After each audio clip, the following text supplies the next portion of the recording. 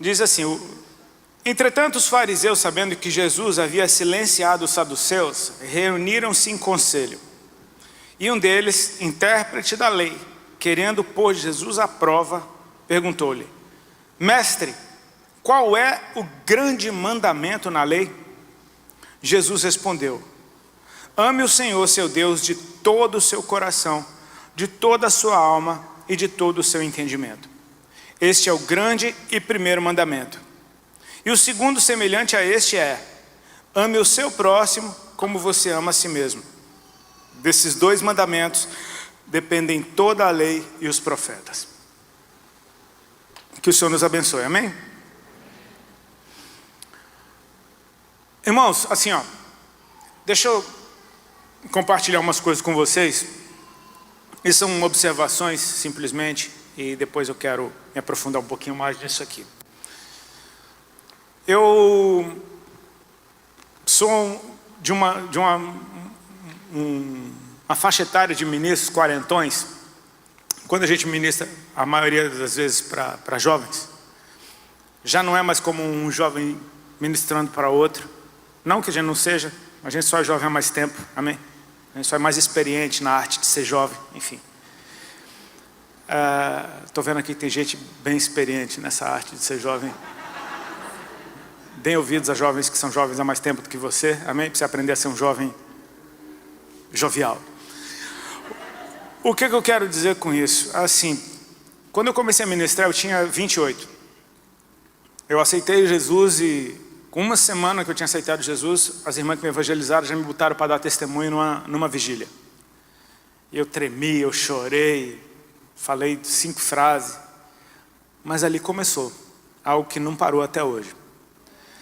Em janeiro agora vai fazer 20 anos que eu entreguei minha vida para Cristo.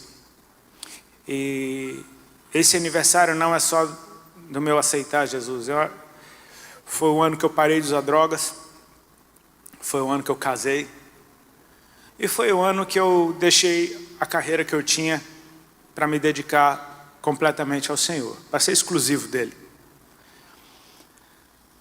Então, assim, nesses 20 anos eu não troquei de Deus, eu não voltei para as drogas, não troquei de mulher e não tenho outro plano a não ser exclusivo para o Senhor. E se você me perguntar qual é o meu plano de futuro, adivinha o quê? Eu quero continuar com o mesmo Deus, com a mesma mulher, sóbrio e sendo exclusivo dele. Quero servi-lo da maneira que ele quiser, se ele quiser me mover, enfim. Ele é Deus, ele pode fazer o que ele quiser comigo, mas até então é o que eu me vejo fazendo, pregando o evangelho, tenho prazer nisso, cantando para ele. Talvez eu ainda esteja cantando Isaías 9 daqui a uns 30, 40 anos, por que não? Com outras músicas, pelo amor de Deus também, mas não é que ninguém aguenta cantar a mesma vida inteira, mas eu creio que aquilo que vem do eterno se renova, amém? Muita gente que não tem entendimento pode pensar: você está cantando sobre a volta de Cristo, minha avó já falava disso. Aí eu te pergunto: e Cristo já voltou? Não, então é um evento futuro, não é passado. Ele está apontando para algo que está a cada dia que passa mais perto de você, mais perto de mim. A gente precisa estar atento a essas coisas. Assim, uma coisa que me enlouquece e eu simplesmente não entendo é testemunhar uma geração como a sua, e eu digo a sua agora, na dos mais jovens mesmo, que, cara, está vivendo um tempo tão maravilhoso. Vocês nasceram na colheita.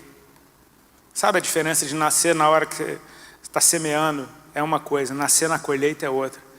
Porque você nasce, tudo que você conhece é festa, é banquete, é fartura. A igreja desse tempo é assim, ela nasceu na colheita. Nasceu numa época em que, cara, você não assiste um jogo de futebol sem um jogador de futebol dando glória a Deus. Você não assiste uma luta de UFC sem um lutador todo estourado dando glória a Deus. Você não vê uma celebridade que não esteja falando do Senhor, enfim. A adoração, então, que se produz nesse tempo é, na minha opinião, uma das mais poderosas da história da igreja brasileira. Mesmo porque a igreja brasileira, esse negócio de fazer versão não é novo. A harpa cristã é só versão. O inário é versão. É da nossa história fazer versão. Mas essa geração compõe, essa geração encontrou um jeito de adorar a Deus que, cara, move as multidões, move a massa. Cara, parece que você está num estádio de futebol e aquela intensidade, ela é real. Essa intensidade me deixa extasiado. Muitas vezes eu sou aquele cara que fica no canto ali assim, sabe? Sabe aquele velhinho que fica assim? Não quer dizer que esse cara não está gostando. É uma outra forma do Espírito mover. Eu me lembro que eu vi uma pregação esses tempos, um pastor americano, que ele falando sobre as reações do profético, né? Ele usava Atos 2, quando ele falava que, cara, o Espírito desceu sobre a casa onde os discípulos estavam reunidos, todos foram cheios do Espírito Santo, uma língua de fogo, como de fogo, pousou sobre cada um deles e todos começaram a falar em novas línguas. A loucura estava tanta que o povo do lado de fora começou a achar que os caras estavam bêbados. Pensa como é que estava o negócio para achar que todo mundo estava bêbado. Só que nisso levanta Pedro, e Pedro diz, irmãos, são 9 horas da manhã, não tem ninguém bêbado. E aí Pedro começa muito sobriamente a passear pelas escrituras e explicar o Cristo para todo mundo. Ou seja, Pedro estava no meio daqueles caras, Pedro também recebeu a sua língua de fogo, mas em uns, enquanto fica todo mundo doido, tem outros que ficam sóbrios, discernindo o ambiente e encontrando a língua que Pedro começou a falar foi tão estranha, foi a escritura. Pedro começou a discernir, a dissertar sobre as escrituras de uma maneira como se fosse um mestre da lei. Então assim, a gente precisa às vezes só perceber que as pessoas se movem diferente. Eu vejo essa intensidade e eu amo muito tudo isso. O que me enlouquece é ver gente que está nessa intensidade, num mover como esse, debaixo de uma atmosfera como essa, e consegue largar Jesus. E consegue simplesmente, não estou afim. Ou então, não concordo. Cara, esse papo do não concordo, não concordo, eu leio a Bíblia aqui, é legal isso aqui, mas aqui eu não concordo com o que está escrito aqui. É tão bonitinho, meu Deus, não concorda com Deus, tão bonitinho, olha lá. Deus é um amiguinho seu, né? Ele veio na roda, ele contou a opiniãozinha dele, limitada, que nem a sua. E aí você fala, não gostei da sua opinião. Querido, Ele é Deus. Amadinho, Ele é Deus, amém? Ele criou todas as coisas pela sua palavra. Aquilo que Ele disse que é bom, vai ser bom para sempre. Aquilo que Ele disse que é ruim, que é abominação, vai ser assim para sempre. Não concordo, problema seu, você não concorda. Está na Bíblia, é Ele que falou. Eu não concordo, não quero mais brincar. Lá no Descende, pastor Silas Malafaia mandou uma que eu achei fantástica. Ele disse, um jovem muçulmano vai para a Europa com seus pais quando é bebê e vai para o colégio e ele continua muçulmano. Ele vai para a faculdade e ele continua muçulmano. Ele vai para o mercado de trabalho e ele continua muçulmano. O jovem cristão brasileiro vai para a faculdade, em 2 meses ele está chamando o pastor de homofóbico. Os antigos são casca, né? Ele largou essa lapada lá no Descende. Então assim, Deus resiste ao soberbo. E não tem soberba maior do que você achar que você está pronto para discutir com Deus sobre qualquer assunto que seja. Então assim, eu acho legal a gente baixar um pouquinho a bola e aceitar que Ele é eterno e eu não. Ele conhece o fim das coisas, amém? E eu não. Eu posso conhecer um amiguinho hoje, meu amiguinho, você vai ser meu amiguinho pro resto da vida, e Deus falar, eu não quero que você ande com o seu amiguinho, mas meu amiguinho é tão legal, mas você não sabe lá na frente no que é que isso vai dar. Deus conhece o fim. Parece bonitinho hoje, parece legalzinho hoje, mas o fim é que determina se isso presta ou não. E Deus conhece o fim. Então quando Ele diz que uma coisa bonitinha não presta, desconfia que o fim disso. Porque o pai que ama o filho, o corrige e o protege. Amém? Me endóida ver gente largando Jesus. E aí eu fico pensando, será que nunca tiveram um encontro com Cristo? Talvez seja. Talvez tenha sido só emoção. Talvez tenha sido algo, uma moda. Sei lá, talvez o que foi. Eu não consigo encontrar explicação para alguém que largou Jesus. que teve um encontro com Cristo, que teve experiência com Ele, que sentiu um arrepio no braço que seja, esse arrepio é sobrenatural. Esse arrepio é um toque do céu na sua vida. Sabe, uma lágrima que desceu. Eu não consigo entender como é que tem gente que consegue largar o Senhor. E eu gostaria de ter uma fórmula, eu gostaria de ter uma receita, mas eu não tenho. Deus é Deus, Ele faz o que Ele quer, com quem Ele quer, do jeito que Ele quer. Mas eu posso muito bem olhar para a minha história e tentar encontrar algo que me explique essa graça que Ele me deu de conseguir permanecer esses 20 anos com Ele e planejar estar para o resto da minha vida com Ele. Não sou um super-herói da fé, não sou um super crente, não tenho a maior fé do mundo. Gostaria de ter, mas tenho certeza que não tenho. Não sou o maior teólogo que tem, não sou o melhor pregador, não sou o melhor cantor, não sou o melhor nada.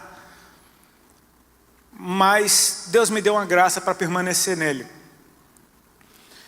E pensando com meus botões, eu comecei a encontrar alguns elementos que eu acho que são muita coincidência para ser coincidência. E é exatamente isso que eu queria compartilhar com vocês aqui nessa noite. Amém? Eu espero que teu coração esteja aberto para ouvir e julgar o que você vai ouvir. Eu não sou Deus.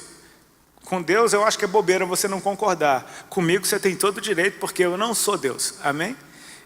Eu sou uma pessoa que está como você, buscando a Ele, tentando aprender dEle, e aquilo que eu vou entendendo dEle eu vou passando adiante.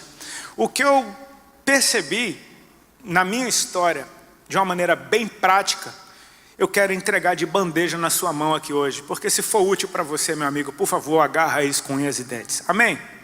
Amém? Tem alguém aqui que quer permanecer até o fim com Jesus? Glória a Deus, glória a Deus. Então vamos lá.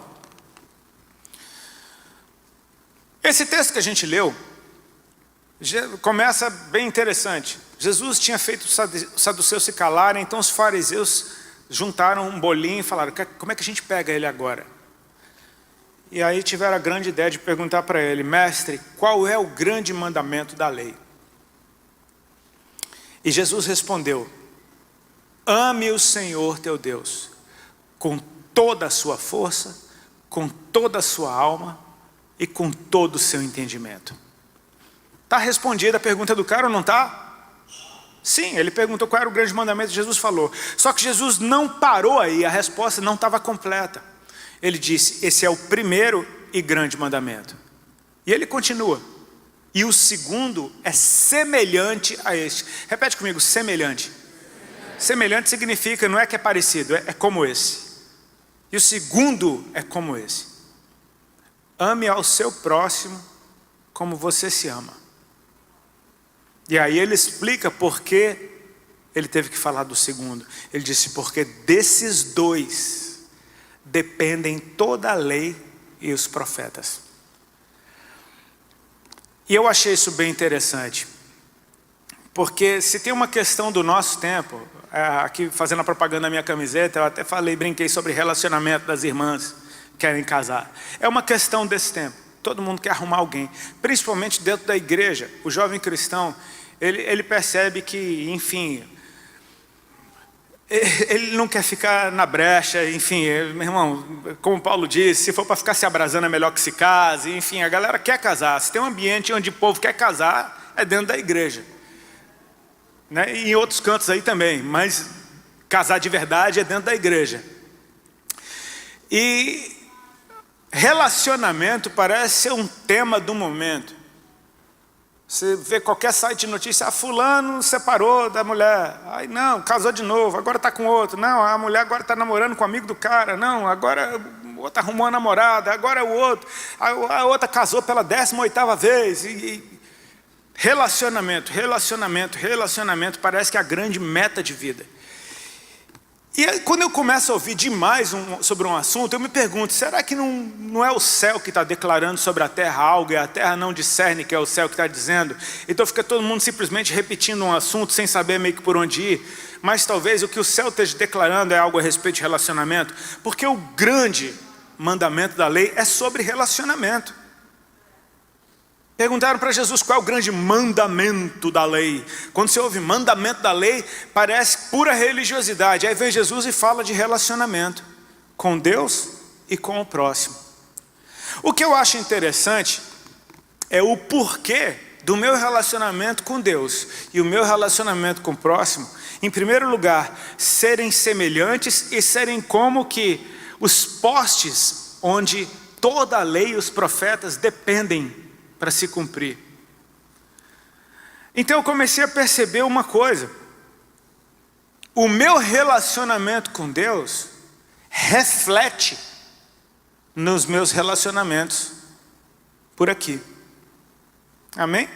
A forma como eu me relaciono com Deus acaba refletindo e transformando os meus relacionamentos no dia a dia. Mas uma outra coisa também é verdadeira, e eu achei bem interessante. Os meus relacionamentos aqui refletem no meu relacionamento com Deus. Por que eu te digo isso? Começar do primeiro e grande mandamento.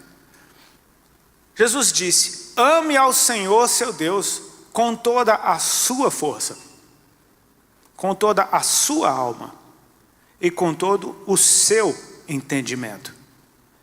Ou seja, eu sei que a minha força não é a maior de todas, que minha alma não é a mais sarada de todas e que o meu entendimento é bem limitado. Mas Jesus deu uma medida. Ele não está te pedindo uma força perfeita, uma alma sã, perfeita e um entendimento perfeito. Ele está dizendo que você pega o que você tem e entrega tudo. É com tudo que você tem. Minha força é limitada, mas entrega ela toda. Minha alma está precisando de uma lanternagem, mas entrega ela toda. Amém? Meu entendimento ainda tem muito que crescer, mas entrega ele todo. Mas Jesus está interessado naquilo que é seu de verdade. É a sua força, para Ele é preciosa. O seu entendimento, para Ele é precioso. A sua alma, para Ele é preciosa. Ou seja, quando eu acabo de conhecer a Deus, por exemplo, e entendo que o maior mandamento da lei é amá-lo, eu então pego o amor que eu tenho. Tipo assim, o que é que eu conheço por amor? O que é que eu entendo de amor? O que é que amor é para mim? Quais foram as minhas experiências com o amor? O amor pelo meu pai, o amor pela minha mãe, pelo meu irmão, pela minha esposa, por filhos, por todo mundo que está ao meu redor. Então eu pego e entendo, cara, Deus merece o meu melhor amor. Mas ainda assim eu vou ter como base o amor que eu entrego para Deus, ainda é o amor que eu entendo, que é o que eu experimento, que é o que eu sei, que é o que está dentro de mim. Ou seja, os meus relacionamentos aqui, de alguma forma, refletem no meu relacionar com Deus. E quando eu aplico a minha vida a amar a Deus, cara, como eu disse, eu não sou perfeito, não sou ilimitado e não tenho toda a força do mundo. Mas quando eu começo a obedecer o grande e maior mandamento, dessa forma, eu começo a descobrir e pela revelação, experimentar o amor que Deus tem por mim. Então quando eu começo a experimentar o amor que Deus tem por mim, cara, esse amor vai mudar a minha forma de amar, porque o amor dele é perfeito. O meu não é, mas o dele é. E ele me amou com todo o amor dele. Você tem ideia de que o amor te amou com todo o seu amor, e esse amor é perfeito. Cara, aí você entende que aquele que começou a boa obra, ele é fiel e justo para aperfeiçoá-la até o dia de Cristo Jesus. Ou seja, meu irmão, é amando a Deus que eu conheço o amor dele e vou aprendendo a amar. Ok? Então agora que eu estou amando a Deus com o amor que eu tenho, eu estou experimentando o amor de Deus por mim, e as Escrituras dizem isso. Nós o amamos porque Ele nos amou primeiro. Então eu começo a olhar para o meu passado, antes de ter um encontro com Cristo, e percebo, cara, Deus já me amava ali. Deus já estava lá. Aquela vez, naquele acidente que eu saí ileso, Ele estava me guardando. Sabe, aquela vez que era para eu ter sido preso com droga, foi Deus que me deu uma chance ali. Aí você começa a perceber, cara, Deus está na minha vida o tempo inteiro. Eu não o conhecia, mas a partir do momento que eu conheço, eu não tenho mais como viver do mesmo jeito. Então agora que eu experimentei o amor de Deus por mim, Ele mudou a minha referência do que é amor. Amém? E quando Ele muda a minha referência do que é amor, esse amor agora reflete nos meus relacionamentos aqui. Agora eu já não consigo mais amar o meu pai do mesmo jeito que era, vai ter que ser muito mais. A minha mãe, a minha esposa, meus filhos, meus irmãos, meus amigos. Ou seja, o amor que eu tenho reflete no meu amor por Deus, e o amor que eu tenho por Deus reflete nos meus relacionamentos. Deu para entender essa relação? Tá simples, a imagem tá simples. Agora eu quero te contar um pouquinho da minha história e da Ali, para vocês perceberem que é muita coincidência para ser coincidência. A Ali nasceu em uma família cristã. Os pais dela, quando ela era pequenininha, se separaram quando ela tinha menos de 1 ano. Se divorciaram. Aí a mãe dela correu para dentro de uma igreja, se converteu, fez campanha, conquistou o pai dela de novo. E em pouquíssimo tempo foram casar de novo. E quando foram casar de novo, o cartório tinha perdido os papéis do divórcio. Então eles nunca tinham sido divorciados. Foi uma coisa linda que Deus fez. Essa bagunça do Brasil serve para um monte de coisa, amém? Coisa linda, perdeu o divórcio dos outros. Profético, um erro profético. Ainda bem que não perderam do casamento, né? Tipo, mas aí se converteram e aí, não sei por que cargas d'água, veio um escândalo naquela igreja, os pais dela saíram da igreja, todo mundo se desviou, mas a semente estava ali. O pai da Ali tinha o hábito de sempre ir numa casa de oração das irmãs, lá em Camboriú, lá da galera dos Gideões, enfim. E quando eu conheci a Ali, a gente se apaixonou. Eu estava na vida louca e a Ali era uma menininha de 15 anos, pura. E eu olhei para a Ali, eu fiquei louco por ela, eu falei, com essa eu caso. E a Ali, completamente pura, olhou para mim e falou, com ele eu caso. Você percebe que ambos parecem uma loucura falar isso? Tanto um cara que está na vida louca, começando minha carreira, meu irmão, um monte de mulher todo fim de semana, olhar para uma pirralha e falar, com essa eu caso. E uma pirralha que não sabe nada da vida, olha para um bicho louco daquele, com dread na barba, dread no cabelo, fedendo a bagulho, e fala, com esse eu caso. Não parece uma coisa louca? O que acontece é que o tempo passou, a gente se encontrou uma vez aqui, outra ali, fui vendo a Ali crescendo, se transformando, ficando doida. E em 2000 a gente se reencontrou de novo. O que aconteceu com a vida da Ali, desses 15 aos 20 e poucos anos? Foi engraçado porque a Ali, quando a gente se conheceu, a gente deu um beijinho só.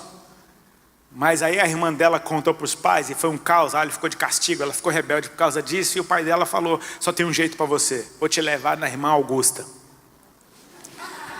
E aí, lá vai a Ali, pôs o menor vestido que ela tinha, aqui, para ir para a casa da irmã da Assembleia. Chegou lá bufando, querendo dizer para a irmã que era filha de Lúcifer, queria afrontar, estava revoltada. Só que quando chegou lá, a irmã Augusta, e eu tive o prazer de conhecer a irmã Augusta, hoje ela já está com o Senhor. A irmã Augusta, exalando o amor e presença de Deus, só pegou na mão da Ali e fez um carinho. A Ali começou a chorar, aceitou Jesus. Isso ela tinha 15 anos de idade. Só que ela largou Jesus no fim de semana seguinte, na primeira festinha que teve. Aí as coisas davam errado na vida dela, ela ia para dentro de uma igreja e aceitava Jesus de novo. Aí no fim de semana seguinte, quem é Jesus? Sei lá. E assim foi aos 16, aos 17, aos 18, aos 19, aos 20, aos 21. Até que, quando a gente estava junto, vivendo junto, a Ali agarrou com Jesus e não soltou mais. Nesse tempo todo, não é que a Ali aceitava Jesus uma vez por ano, ela aceitava algumas vezes por ano. Aí ela, em 2000, ela foi morar comigo em São Paulo, doidona, eu também doidão, a gente se juntou, com esse é o caso, os dois doidão. Foi morar comigo lá, em pouquíssimo tempo nossa vida virou um caos, eu adoecendo, todo mal, cheio de enfermidade, nosso relacionamento um lixo. A Ali se voltou para Jesus de novo, porque era um hábito dela, quando estava tudo dando errado, ela ia para Jesus. Só que o que aconteceu nesse tempo? Que ela pegou Jesus e não largou nunca mais. Já eu nunca tinha aceitado Jesus na vida. Na primeira reunião da qual eu participei lá em casa, daquelas irmãs de oração, A irmã perguntou, você já aceitou Jesus? Eu falei, já. Eu nem sabia o que significava isso. E aí ele falou, não, ele não aceitou Jesus não. A irmã falou, você quer aceitar Jesus? Eu falei, quero.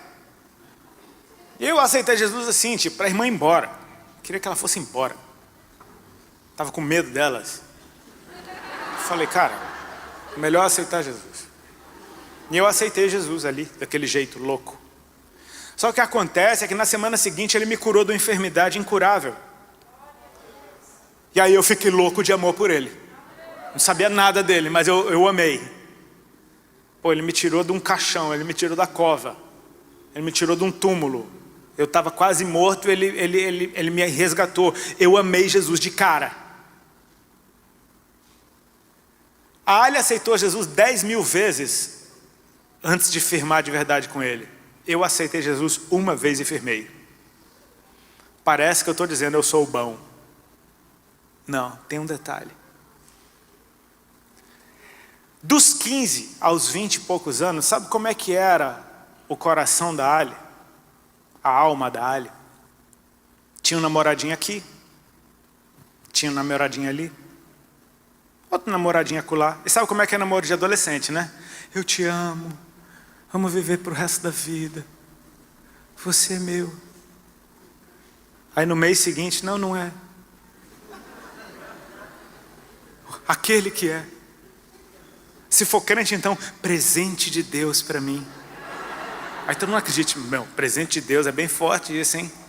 Aí no mês seguinte não é mais. Tipo, o que aconteceu com o presente de Deus? Não era de Deus? Tipo, não era presente? Sei lá, qual foi o problema? E assim era a vida dela. Uma jovenzinha que tinha muitos namorados, pulando de um amor para outro, de uma paixão para outra, paixão para outra, paixão para outra. E sabe o quê? A forma dela amar a Deus era igualzinha. Uma paixão aqui, uma paixão ali, uma paixão. Jesus, eu te amo aqui.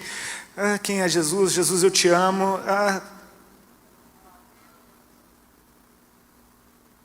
Já eu era vida louca, não sabia de Cristo. Mas aí vem a Ali morar comigo e eu falei, com essa eu caso.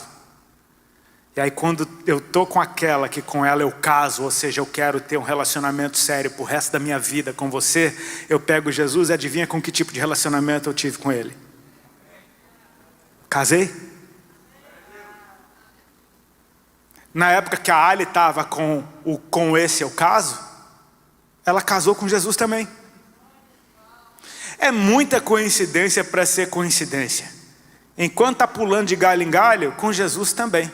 Mas quando tem uma mentalidade de uma aliança que é para durar para sempre, com o Jesus também. Eu não estou querendo incentivar os jovens a casar com o primeiro ser que topar. Mas eu estou te incentivando a ter uma mentalidade mais parecida com a do teu Criador, que é do eterno. Que é de pureza, santidade e uma aliança inquebrável. Porque isso faz diferença. Quando a Ali foi morar comigo, eu não estava namorando com nenhuma mulher. Mas eu tinha umas 2 ou 3 malucas que, né, você entende? Oi, tudo bem? Ligava de vez em quando, pá. E quando a Ali foi morar comigo, o meu, com esse é o caso, era sério. Eu fiquei pensando, imagina eu estou um dia aqui com a Ali, brincando de casinha, e de repente aparece uma doida aqui na porta.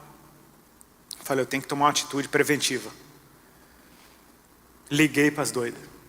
Falei, estou ligando para dizer que eu estou namorando, sério, e que, enfim, não tem mais nada entre a gente.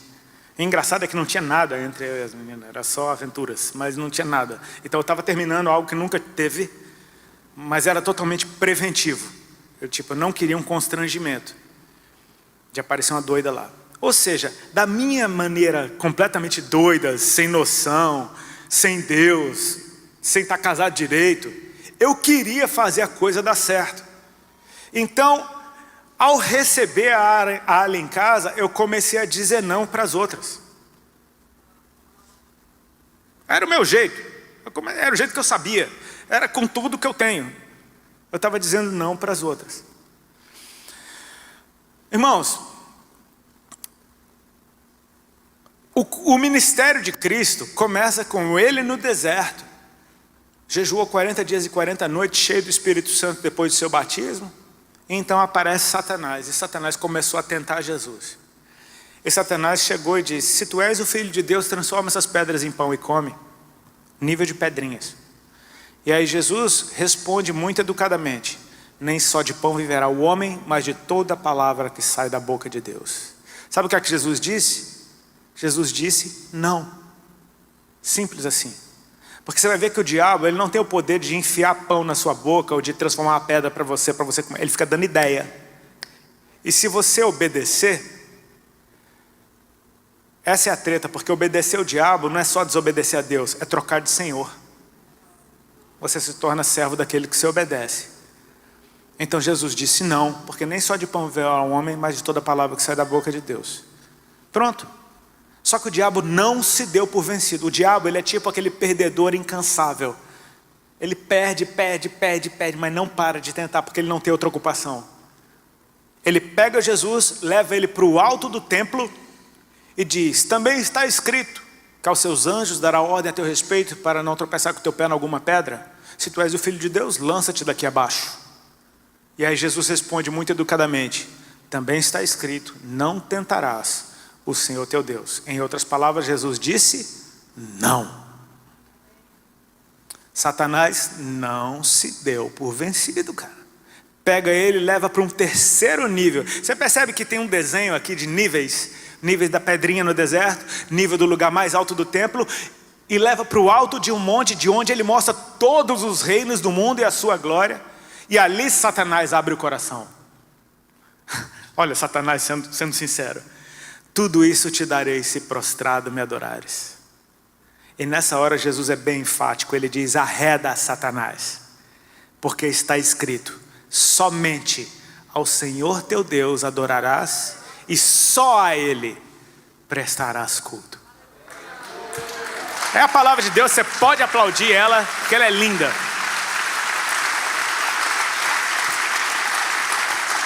Nessa hora, Satanás deixou Jesus. Amém? E nunca mais foi um problema para Jesus. Aonde Jesus chegava, legiões de demônios já vinham: te conjuro, Jesus, Filho do Deus Altíssimo, que não nos atormentes. Tipo, uma legião de demônios ajoelhada, adorando a Deus. Jesus arruinou todo o velório que ele foi. Todo velório o morto ressuscitou. Você vê como é que é? Você percebe que o diabo nunca mais foi um problema para Cristo? Por quê? Você percebe uma coisa que fica uma dica bem legal. Está escrito em Tiago 4. Sujeitai-vos a Deus. Jesus estava sujeito a Deus, falando da palavra dele o tempo inteiro, sabendo qual é a vontade de Deus. Resistir ao diabo é simplesmente dizer não, ou seja, o não funciona, amém? E ele fugirá de vós. O diabo que foge de você, amém? Eu vi uma pregação de um pastor que eu achei muito legal, ele falando que o sonho do diabo, o sonho de Satanás era ser igual a Deus. E aí ele foi lançado na terra. Imagina o desespero do diabo, que de repente ele está numa terra sem forma e vazia aqui, sozinho, mó treva. Daqui a pouco começa luz, daqui a pouco começa a nascer um monte de planta, de repente a terra começa a ficar igualzinha no céu, e de repente começa a aparecer uns seres iguaizinhos a Deus andando por aí. E aí esse pastor falava uma parada muito interessante: cara, você fica com medo do diabo, você foi colocado aqui para atormentar ele. Ele queria ser o que você é. E Deus te fez a sua imagem e semelhança de Deus. Você foi colocado aqui para atormentar o cão, bicho. Amém? Então atormenta ele de verdade, se sujeitando a Deus. O não que Jesus disse no nível das pedrinhas é o mesmo não que ele usou no nível do alto do templo. É o mesmo não que ele usou no lugar mais alto do monte. Esse não funciona em qualquer nível. Estar na presença de Deus, saber quem você é e não obedecer o diabo em situação alguma. Simples assim. Mas eu fico sempre pensando: por que depois da terceira tentada Satanás deixou Jesus? E aí eu consigo encontrar um detalhezinho que eu acho bem lindo. Foi quando Jesus declarou ser exclusivo. somente ao Senhor teu Deus adorarás. Só a Ele prestarás culto. Irmãos, se eu passasse o resto da vida sem dizer sim para Alexandra num casamento de verdade, eu ia ter que estar até hoje dizendo não para doidas. E dizer não todo dia cansa. Porque o não para o diabo não significa que é sim para Deus. Agora, o sim para Deus tem todos os nãos embutidos nele. Enquanto eu não casei com a Ali, eu teria que ter ficado dizendo não, enfim, eu estou com ela aqui, não. Mas no dia que eu casei, no dia que essa aliança patacuda, mais larga que eu achei, apareceu na mão, que só precisa fazer assim, ó, tá ligado, mano?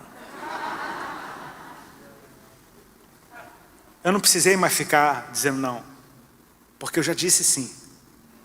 No sim, todos os nãos estão embutidos. Você já viu algum casamento do tipo, que o noivo e a noiva estão lá diante do altar, um pega na mão do outro, e aí o padre, pastor ou juiz vira: então, João da Silva, você diz não para fulana, para cicrana, para aquela outra também, eu estou ligado naquela outra também, tem uma lista aqui com todas as mulheres que você já ficou, você vai ter que dizer não uma por uma. E você, minha filha? A mulher já começa a tremer: não fala. Não, vou falar, tem uma lista enorme aqui também. Você diz não para o Antônio, para o Francisco, para o Expedito, Sebastião. Só nome lindo. Você vê algum casamento assim? Isso parece mais com cura e libertação. Quem já vê aquelas cura e libertação? Eu vi a tua ficha, irmão. Sabe assim? Andei olhando a sua ficha.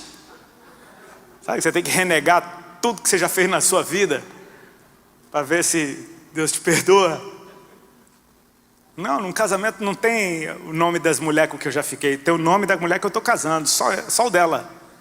Eu só olho para a cara dela e falo: então, Rodolfo, você aceita a Alexandra como sua esposa? E eu digo sim. E nesse sim tem todos os nãos que eu precisaria dar para o resto da minha vida embutidos num sim. Então eu te digo, é muito mais difícil dizer sim do que não.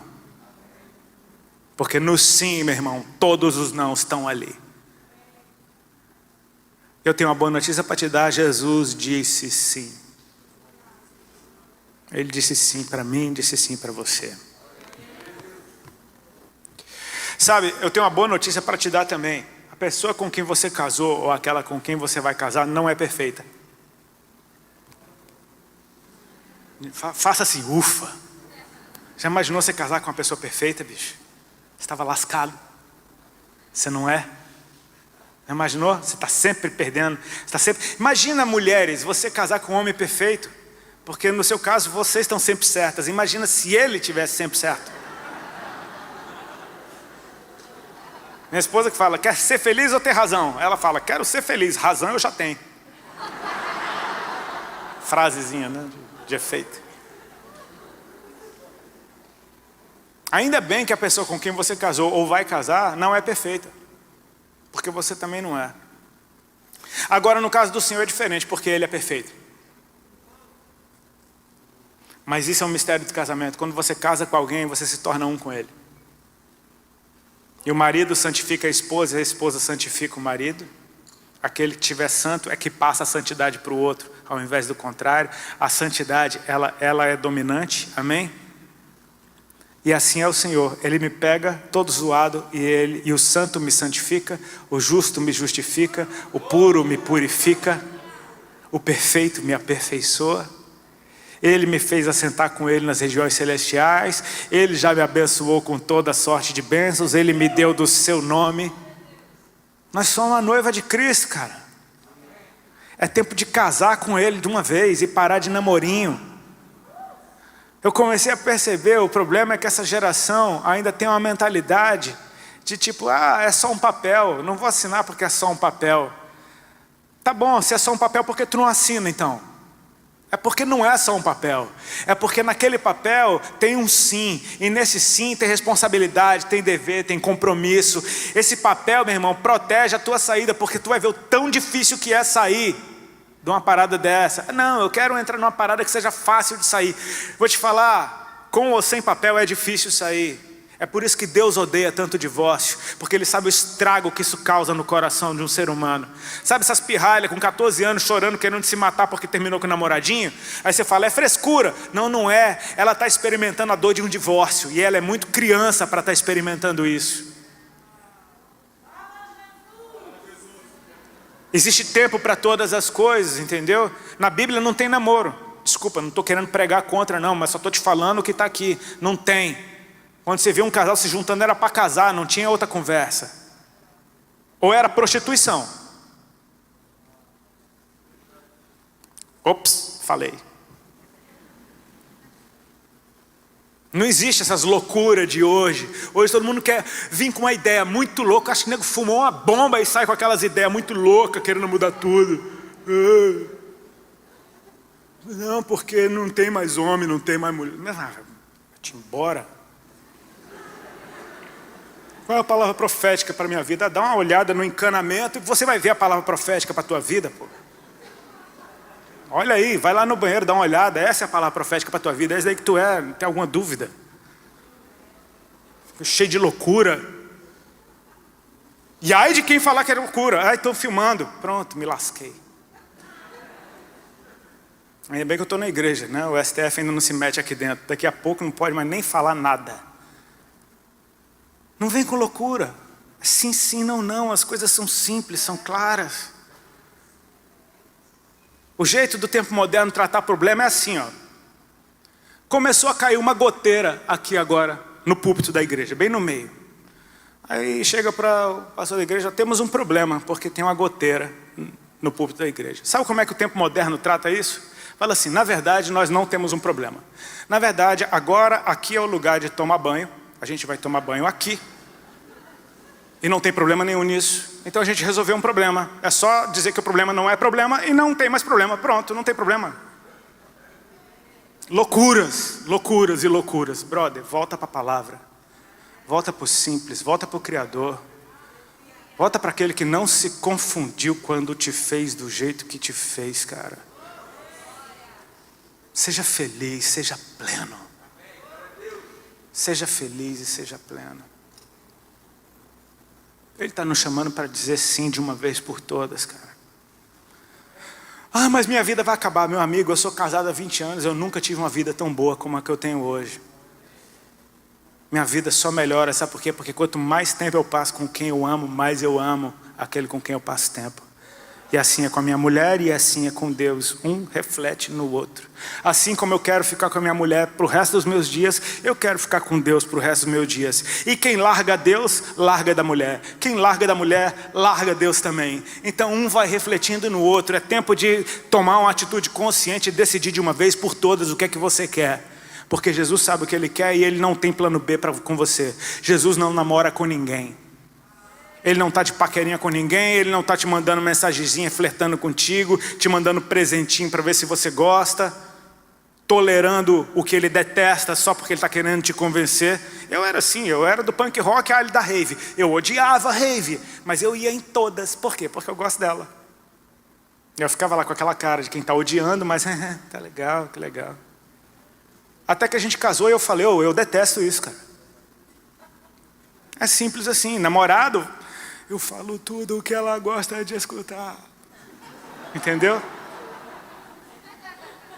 Namorado é assim, casado não. E Jesus, Ele vem para casar. Ele já fala logo o que Ele detesta, Ele já fala logo o que Ele ama. E Ele te chama para um convite irrecusável. Você não tem nada para dar para Ele, Ele tem tudo para dar para você. Ele diz, eu aceito.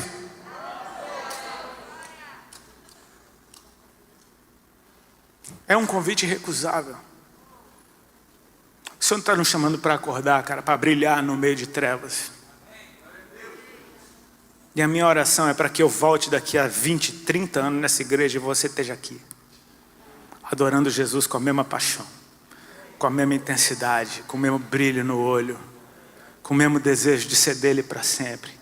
E se eu te perguntar como é que está sendo o seu dia, você fala, cara, parece que eu aceitei Jesus ontem porque está tão bom. Porque Ele renova todas as coisas e é assim que é. A única coisa que essa minha vida não foi, em 20 anos, foi chata. Ele está sempre fazendo uma coisa nova, renovando paixão, renovando força, renovando vigor. Eu sou do dia, eu durmo cedo, eu estou aqui meia-noite e não calo a boca. Quem explica um negócio desse? Ele te dá graça para fazer o que Ele te chamou para fazer. Eu gostava de surfar antes de ser casado. Eu nunca surfei tanto na minha vida como depois de casado. Casamento não é cruz, mas na cruz Jesus casou com você. Você tem ideia do sim de Jesus, dele dizer: Pai, se possível for, passa de mim esse cálice, mas que não seja feita a minha vontade, e sim a sua. E ele veria o fruto do seu trabalho e se alegraria. Ele olhou para mim e para você e falou: vai valer a pena, eu vou até o fim. E aquele que tem todo o poder, que podia descer da cruz, escolheu ficar até o fim. E entregou o seu espírito. E desceu na região da morte e do inferno. E quando Jesus morreu, os sepulcros se abriram e muitos santos foram vistos andando pela cidade, porque a morte perdeu o seu poder. Então ele começa a aparecer de novo. E agora o corpo dele é interessante, porque ele come com os caras, mas aparece e desaparece. Ele aparece numa aparência que ninguém reconhece, daqui a pouco todo mundo reconhece. Daqui a pouco ele some, aparece de novo, e daqui a pouco ele sobe aos céus na frente de todo mundo. Cara, você tem ideia da loucura que é isso? Que tem um corpo no céu, que tem um coração batendo no céu, porque ele subiu em carne. E ele diz: assim como eu sou agora, vocês serão também. Ele destronou a morte, então ele destronou o medo da morte. A gente já não vive mais dominado pelo medo, e sim pela alegria de ser dele. Todos os apóstolos, os primeiros discípulos da primeira igreja, foram mártires. Não amaram mais sua vida até a morte, porque sabiam, porque viram o Cristo ressurreto. É esse que nós temos experimentado, o Espírito Santo de Deus nos chamando para um nível mais alto. Ele está te chamando para um relacionamento mais sério. Amém? Ele está querendo dizer para você, igreja, Ele não quer namorar contigo, Ele quer casar. É tempo de você decidir se você quer também. Se coloca de pé, por favor.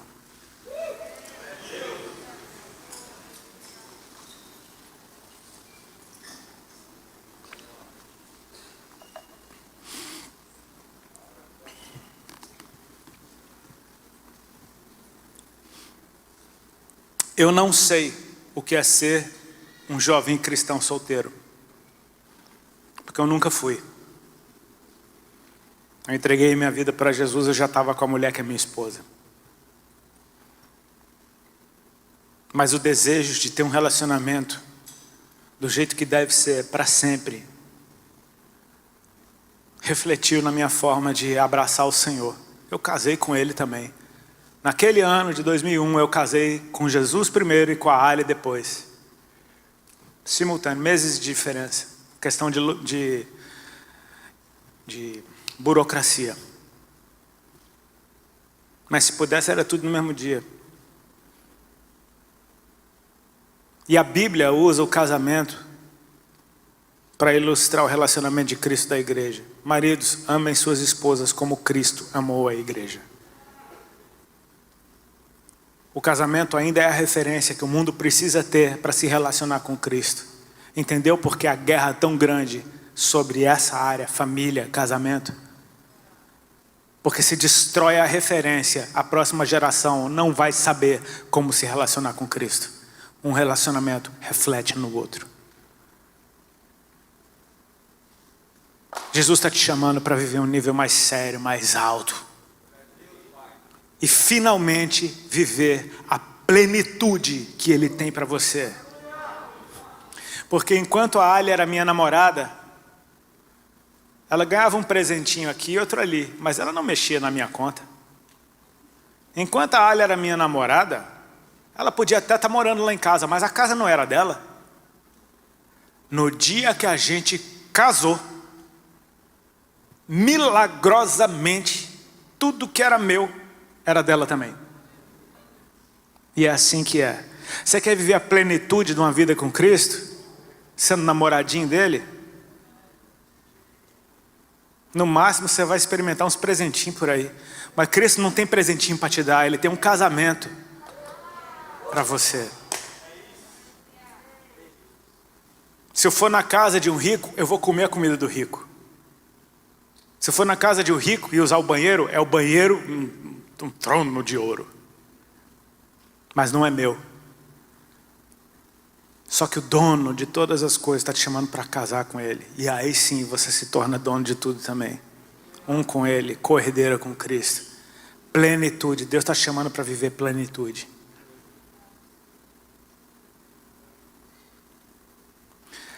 Aquele que permanecer em mim e eu nele, disse o Senhor, esse dá muito fruto, porque sem mim nada podereis fazer. Ele não está falando da companhia, ele está falando de estar enxertado na videira, de ser um com Ele. Então, meus queridos, fica tranquilo, se você permanece em Cristo, inevitavelmente os frutos virão.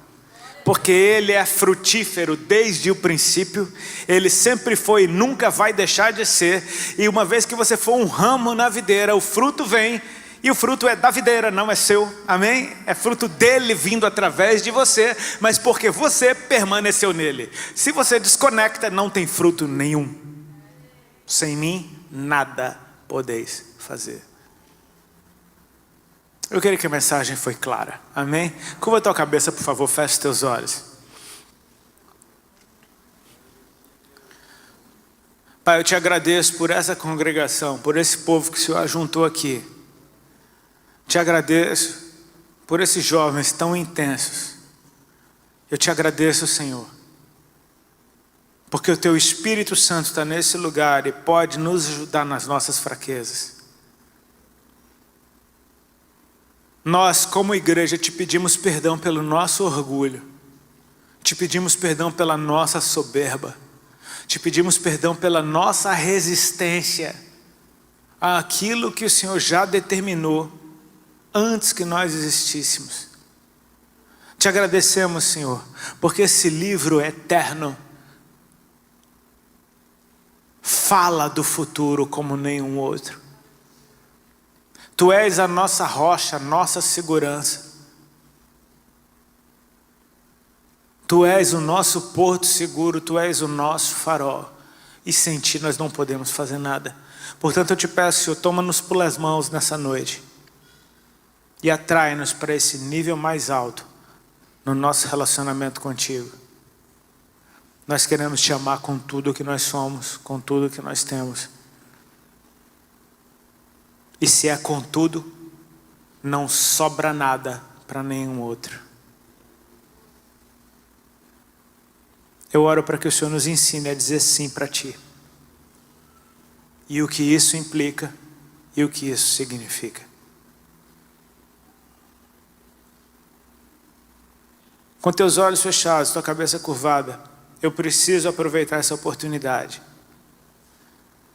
para perguntar se talvez não tem alguém aqui que nunca disse sim para Jesus e hoje entende o que isso quer dizer.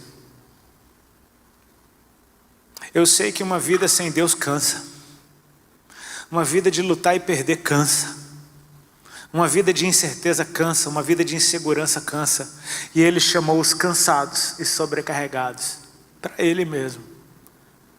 Se você reconhece que hoje é tempo de fazer isso, se tem alguém que quer dizer sim para Jesus nessa noite, levanta a tua mão bem alto que eu quero orar por você. Glória a Deus, glória a Deus, glória a Deus. Tem mais alguém? Glória a Deus. Por favor, você que levantou sua mão, que quer dizer sim para Jesus hoje, vem aqui na frente do altar, aqui nesse canto aqui que eu quero orar por você, rapidinho.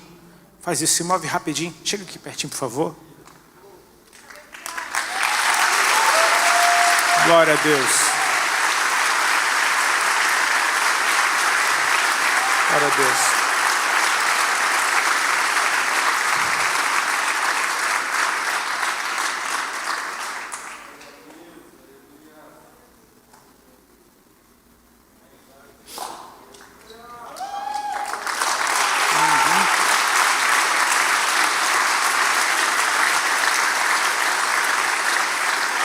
Assim é o nosso Senhor. Deixa eu aproveitar para se juntar a eles. Talvez tenha gente aqui hoje que está como a Ali estava, naquela época em que pulava de uma paixão para outra e só visitando a presença de Deus e não sendo habitado por ela. Você entendeu o recado? Se tem alguém aqui que entende, cara, eu só estava namorando com Cristo, flertando com Ele, eu achava que era dele, mas eu preciso tomar uma posição hoje. Você quer casar com Jesus de verdade? Sai do teu lugar e vem aqui na frente. A gente começa do zero. Glória a Deus.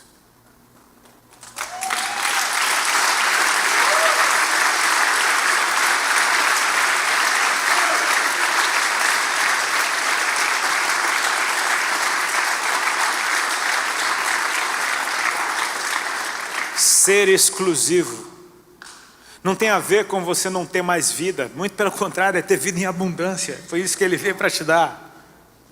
É mentira do inferno jogando um espírito de religiosidade sobre a vida daqueles, se eu aceitar Jesus minha vida acabou. Não, é aí que ela começa. Porque Ele sabe quem Ele te fez para ser. Ele te deu a tua personalidade, e a tua personalidade não é um erro. O que a gente chama de defeito, na maioria das vezes, é desequilíbrio de aspectos da nossa personalidade. É como esse som aqui. A voz está saindo legal porque tem um técnico que equilibrou o grave, o agudo, o médio. Se não houver quem equilibre, o mesmo grave, o mesmo agudo, o mesmo médio, tornam isso daqui um som que não dá para ouvir.